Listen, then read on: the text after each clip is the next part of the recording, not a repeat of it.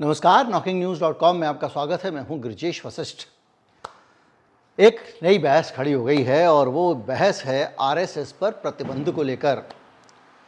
Congress party के सबसे बड़े नेता, पार्टी के अध्यक्ष मल्लिकार्जुन खड़गे ने कहा है कि आरएसएस पर प्रतिबंध लगा देना चाहिए मोदी सरकार को, और उन्होंने ये भी कहा कि अगर पटेल को मानते हो तो आरएसएस को लेकर इतना ज़्यादा तुम्हारा प्यार नहीं होना चाहिए। लेकिन एक बड़ा सवाल जो बहस भी खड़ी हुई है उसके बीच में, क्या आरएसएस पर प्रतिबंध लगाना संभव है? और इस सवाल का उत्तर आपको चौंकाने वाला है, क्योंकि इस पूरे सवाल के जवाब में बहुत सारी ऐसी जानकारियां हैं जिसके बाद अगर मैं आपसे कहूं कि प्रतिबंध लगा दो तो आप कहोगे मुझसे ना हो पाएगा।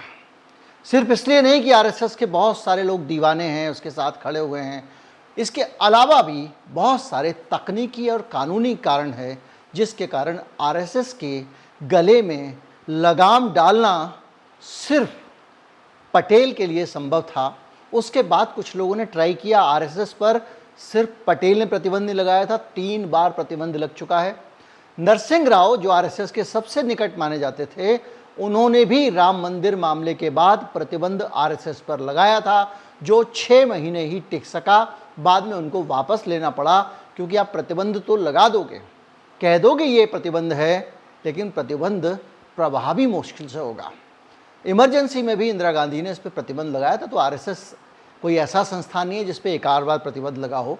इस पर प्रतिबंध 3 बार का तो रिकॉर्ड मेरे पास है, और ये प्रतिबंध लगाने के बावजूद ये संस्था, आज मैं आपको बोल रहा हूँ कि इस पर प्रतिबंध लगाना संभव नहीं है, बावजूद इसके कि 3 बार लग चुका है। समझते कैसे? और पहले ये समझते हैं कि किस आधार पर प्रतिबंध फिर से लगाया जा सकता है, वहाँ से बातचीत शुरू करते हैं। हम चलेंगे उस दौर में जब सरदार वल्लभ भाई पटेल ने आरएसएस पर प्रतिबंध लगाया था। आरएसएस पर जब प्रतिबंध लगा तो आरएसएस ने कुछ एक चीज़ें ऐसी कहीं जिसके बाद प्रतिबंध हटा। आरएसएस ने बाकायदा लिख कर सरदार पटेल से माफ़ी मांगी और उनसे 3 वादे किए कि भैया हमारा प्रतिबंध हटा लो, अब हम इस तरह से काम करेंगे। पहला वादा किया कि आरएसएस राजनीति से दूर रहेगा, दूसरा सांप्रदायिक नफरत और हिंसा नहीं फैलाएगा, और तीसरा भारत के संविधान का पालन करेगा। 1949 में जब आरएसएस से प्रतिबंध हटा तो आरएसएस के 3 वादों के बाद हटा था, और आज ये तीनों ही बातें ऐसी हैं जिस पे आरएसएस पे दोबारा प्रतिबंध लग सकता है। कुछ और करने की ज़रूरत नहीं है। आरएसएस ने राजनीति में उसके बहुत, जो उस वक़्त उसका योगदान था उससे कई गुना ज़्यादा राजनीति में आरएसएस घुस चुकी है, लिख के देने के बाद घुस चुकी है। और ये एक और प्रमाण है कि आरएसएस का कोई भी कदम और कोई भी विचार और कोई भी विचारधारा स्थायी नहीं है, बदलती रहती है। ये सबसे अपॉर्चुनिस्ट ऑर्गेनाइजेशन है। अटल बिहारी वाजपेयी के पुराने भाषण सुन लीजिए, मोदी जी सरकार में आते हैं उसका उल्टा करते हैं। आरएसएस दोनों के साथ रहती है।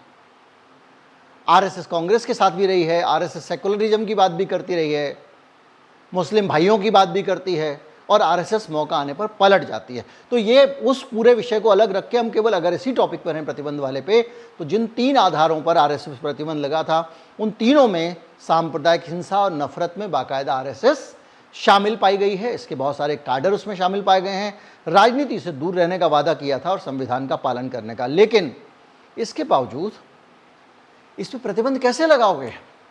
संभव ही नहीं है। आप घोषणा कर सकते हो प्रतिबंध लग गया, जैसे सिमी पर आपने प्रतिबंध लगाया। क्या प्रतिबंध लग गया? लग ही नहीं सकता। क्यों नहीं लग सकता? इसके लिए आपको आरएसएस को देखना पड़ेगा, आरएसएस की आत्मा को देखना पड़ेगा। जैसे कि मैं एक उदाहरण देता हूं। आप कहें कि मैं दाऊद इब्राहिम का संगठन जो है डी कंपनी, उस पर प्रतिबंध लगाता हूं, तो आप प्रतिबंध कैसे लगाओगे? आप कहोगे इसका रजिस्ट्रेशन कैंसिल कर देते हैं, तो रजिस्टर्ड तो है ही नहीं। आप बोलोगे इसके मेंबर्स को हम पकड़ेंगे, कहेगा हम तो इसके मेंबर ही नहीं है, सबूत लाओ मेंबरशिप का। अब वो तो एक अपराधी संगठन है। लेकिन अगर कोई आरएसएस जैसा संगठन इस दशा में हो तो उसका क्या करोगे? पहले हम समझते हैं, क्योंकि आरएसएस अपने आप को एक सांस्कृतिक आंदोलन कहता है, वो कोई संगठन ही नहीं है। उसका ना तो कोई बैंक अकाउंट है, ना उसका कोई रजिस्ट्रेशन है, ना उसका मेंबरशिप का कोई आइडेंटिटी कार्ड होता है, ना मेंबरशिप का कोई फॉर्म जमा होता है, और ना कोई उसके मेंबर्स का रजिस्टर है, यानी वो कोई भी सबूत नहीं छोड़ती है कि कौन आदमी आरएसएस का मेंबर है, कौन आरएसएस का मेंबर नहीं है, कौन आरएसएस का रजिस्ट्रेशन है ही नहीं। जब आरएसएस नाम का कोई संगठन है ही नहीं, आप कहोगे मैं आरएसएस का सदस्य हूं, सबूत ला, कोई नहीं दे पाएगा। तो फिर आप कहोगे इतनी बड़ी बड़ी स्थितियां कहाँ हैं, तो आप उनसे पूछिए कि भैया आपकी सदस्यता सूची कहाँ है, आप उनसे पूछिए कि भैया रजिस्ट्रेशन नंबर कहाँ है और आपके संस्थान का संविधान कहाँ है।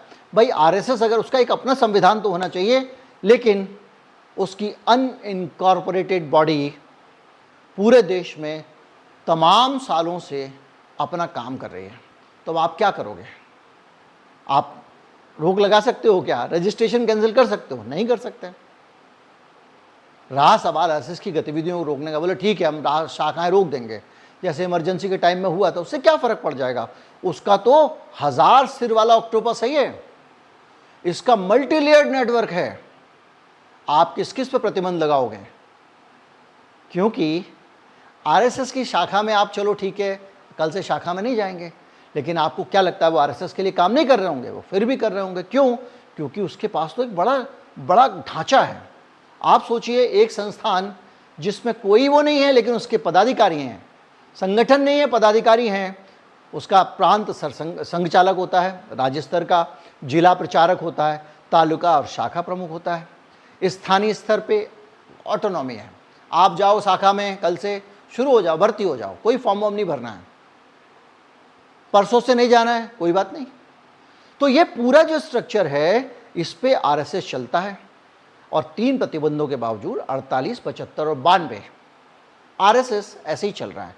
अब बड़ा सवाल तो ये है कि आप आरएसएस पे प्रतिबंध लगा दोगे, लेकिन उसके तो बहुत सारे, मैंने कहा ना, बहुत सारे सिर का ऑक्टोपस है, उसकी अनेकानेक चेहरे हैं, उसकी अनेकानेक शाखाएं हैं। भारतीय जनता पार्टी उसकी पॉलिटिकल विंग है, वो कहता है हमारे इससे कोई संबंध ही नहीं है, कभी कहता है कभी कहता नहीं है, कभी उसके साथ तालमेल करता है कभी कहता है नहीं। आरएसएस वाले संबंध लेते हैं, बैठक लेते हैं मंत्रियों की, यहाँ तक कि अधिकारियों की भी, लेकिन बोलेंगे हमसे कोई मतलब नहीं, वो अलग संस्था है, वो अपने तरीके से चलती है। इसी तरह से वो एबीवीपी के साथ करते हैं, छात्र संगठन है, सब कुछ है उसका, लेकिन आरएसएस कहता है हमारा नहीं है। श्रमिकों के लिए भारतीय मजदूर संगठन है और उद्योगपतियों के लिए उद्योग भारती है। अब आप सोचिए किसके साथ हो तुम नहीं पता, सबको अपने साथ ले लो, बस काम आएंगे। इसी तरह से विद्या भारती, संस्कार भारती, अल्पसंख्यकों के लिए राष्ट्रीय मुस्लिम मंच है, और सेवा भारती, वनवासी कल्याण आश्रम है। किस लिए है? हम आदिवासियों कल्याण करते हैं, लेकिन सब जानते हैं एजेंडा क्या है उसका। इसी तरह से विश्व संवाद केंद्र, राष्ट्र सेविका कमेटी, कम से कम 500 संगठन हैं आरएसएस के। कितने पे रोक लगाओगे आप? कितने पे प्रतिबंध लगाओगे? क्योंकि ये सब आरएसएस हैं और ये सब आरएसएस नहीं है। इनको आप सम्मिलित रूप से आरएसएस कह सकते हो और ये भी कह सकते हो कि ये आरएसएस नहीं है। ये है आरएसएस का स्टाइल, शाखा मॉडल है। दुनिया में ऐसा कोई संस्थान नहीं मिलेगा जो संगठन बनाए, लेकिन उस संगठन का खर्चा कहाँ से आता है कोई बता नहीं सकता, क्योंकि उसका कोई खाता ही नहीं है, कोई बैंक अकाउंट नहीं है। हालत यह है, दुनिया में अजीब सी शाखा है, मोहल्ले में शाखा लगती है, कोई रिकॉर्ड नहीं रखा जाता, ना रजिस्टर, ना फोटो, ना मीटिंग के मिनट्स।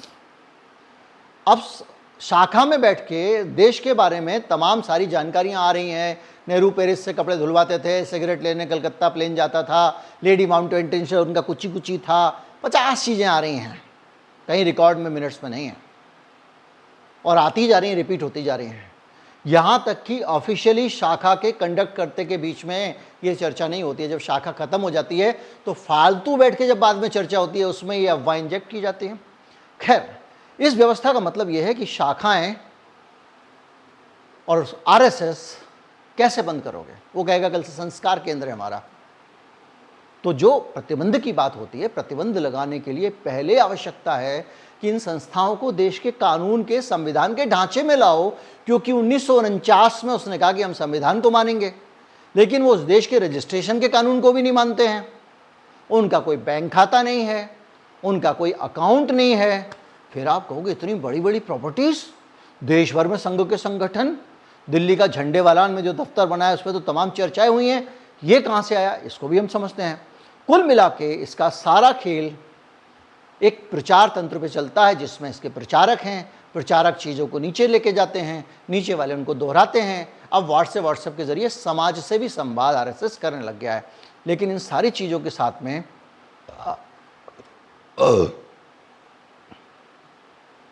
समस्या बड़ी है। प्रतिबंध कैसे लगाओगे आप? जितनी भी आरएसएस की ये प्रॉपर्टीज़ हैं बड़ी बड़ी, अब इसके ऊपर आ जाते हैं। ये प्रॉपर्टीज़ आरएसएस की अपनी नहीं है, इसमें किसी भी प्रॉपर्टीज़ को आरएसएस के नाम से रजिस्टर नहीं किया गया है। कहीं पे कोई ट्रस्ट बन गया, देश सेवा ट्रस्ट, राष्ट्र सेवा ट्रस्ट, कुछ भी नाम से, उस ट्रस्ट की संपत्ति, इस ट्रस्ट में 2-3 तरह के मेंबर होते हैं। कुछ लोग होते हैं जो पैसे देते हैं, कुछ लोग होते हैं जो उसकी देखरेख करते हैं, वगैरह वगैरह, और वो ट्रस्ट जो है उसको चला रहा है। आप जब्त करोगे तो ट्रस्ट कहेगा आपने कैसे जब्त कर लिया, ये तो हमारी है। फिर आप उस ट्रस्ट को भी बैन करो। और इसी तरह से कहीं पे कोई शाखा किसी महल में चल, नागपुर वाला जो दफ्तर है इनका, वो किसी महल में चल रहा है।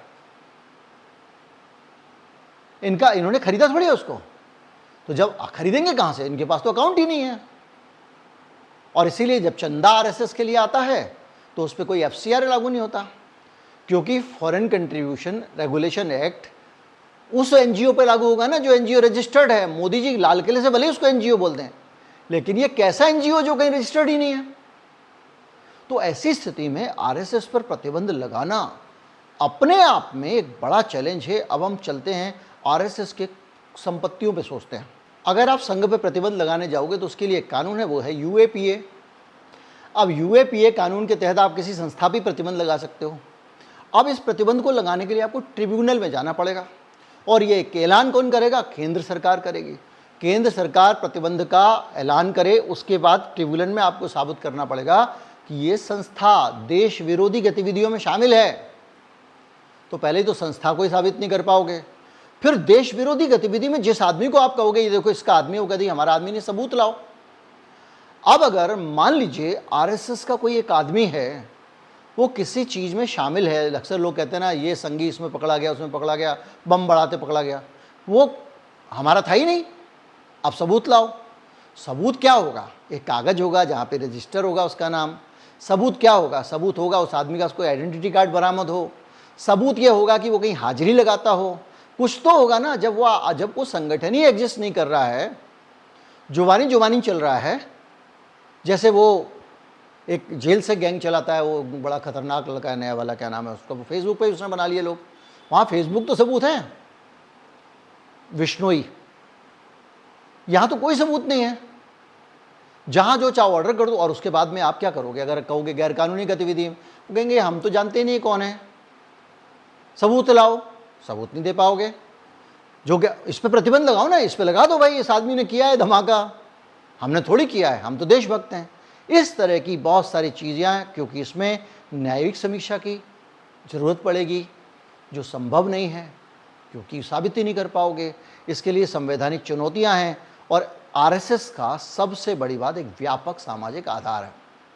जब आप उस पर प्रतिबंध लगाओगे तो आपके पास ऐसी कोई समस्या नहीं है कि जो व्यवस्था नहीं है जो उन लोगों को समझा सके जो आरएसएस से जुड़े हुए हैं कि इस पर प्रतिबंध देश हित में लगाया जा रहा है।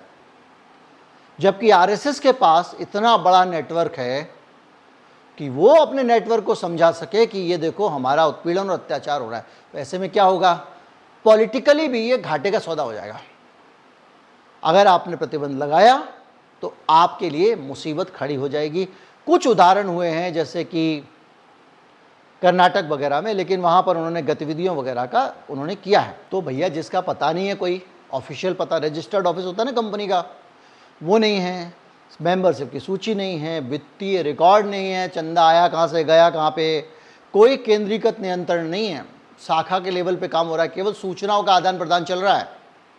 ऐसा नहीं है कि एक चिट्ठी आएगी वहाँ से नागपुर से, फिर नागपुर से चिट्ठी किसी राज्य की राजधानी में आएगी, फिर या वहाँ से कोई निर्देश आएगा या कोई संदेश, केवल जुबानी चल रहा है, कोई रिकॉर्ड पे कम्युनिकेशन भी नहीं है। 73,000 शाखाएं इसी तरह से चलती हैं। आप प्रतिबंध लगा ही नहीं सकते हो। उनकी सबकी स्थानीय स्वायत्तता है, अपने लेवल पर डिसीजन लो और औपचारिक संरचना है। हालत यह है कि धारा 10(a)(1) के अनुसार प्रतिबंधित संगठन की सदस्यता अपराध है। यूएपीए के अंदर आप करोगे रजिस्ट्रेशन, वो कहेगा मेंबर ही नहीं है, कोई रिकॉर्ड नहीं है। ऐसे बहुत सारे मामले खतरनाक चल रहे हैं, क्योंकि आपको ट्रिब्यूनल में भेजना पड़ेगा अगर आपने प्रतिबंध लगाया। धारा 4 के तहत न्यायिक प्राधिकरण कहेगा इनकी गतिविधियां क्या हैं।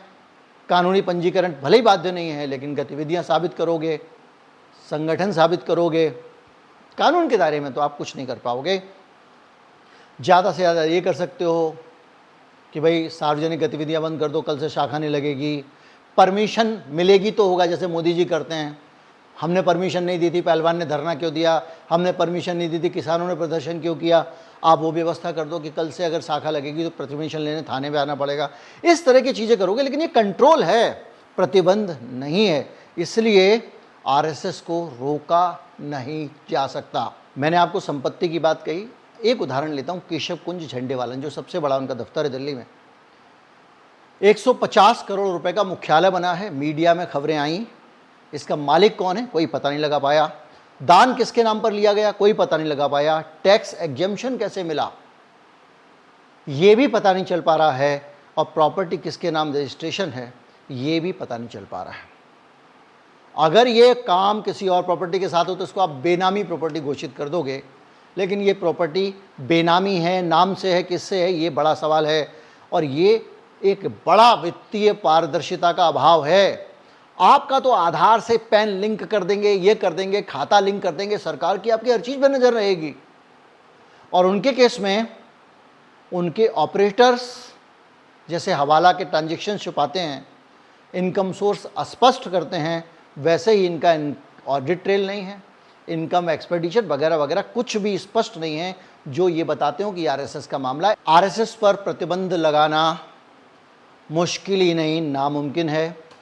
प्रतिबंध लगेगा भी तो वही काम चोरी छुपे कर चलता रहेगा। आज मेरी दुकान पे बोर्ड लगा हुआ है विश्व हिंदू परिषद, प्रतिबंध लग जाएगा, कल मैं बोर्ड के लगा दूंगा भारतीय जनता पार्टी, प्रतिबंध लग जाएगा, परसों मैं लगा दूंगा मजदूर संघ, उसके अगले दिन लगा दूंगा विद्यार्थी परिषद। ऐसे मेरे पास 100 से 500 वोट हैं। सेवा भारती लगा दूंगा, तो मेरा काम बंद नहीं होगा, आप मुझे रोक नहीं लगा सकते हो। और इसलिए प्रतिबंध की मांग एक बहस को जन्म तो दे सकती है आज की तारीख में, लेकिन उससे कोई प्रभावी असर होगा ये मुश्किल है। और ये कांग्रेस पार्टी खुद कुछ करे तो कर सकती है। वो क्या, कांग्रेस पार्टी को आरएसएस को लेकर जन जागरण करना चाहिए।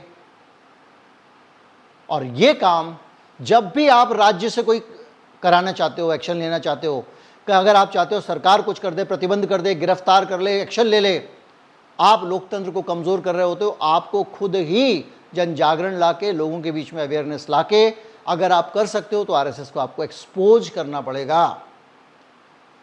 आप सोचो प्रतिबंध कोई लगा देगा तो उससे आरएसएस और मजबूत हो जाएगी। कोई भी संस्थान, कितनी सख्ती की किसान आंदोलन पे मोदी जी ने, जितनी असंभव थी कर सकते थे, बाद में क्या हुआ, माफ़ी मांगनी पड़ी।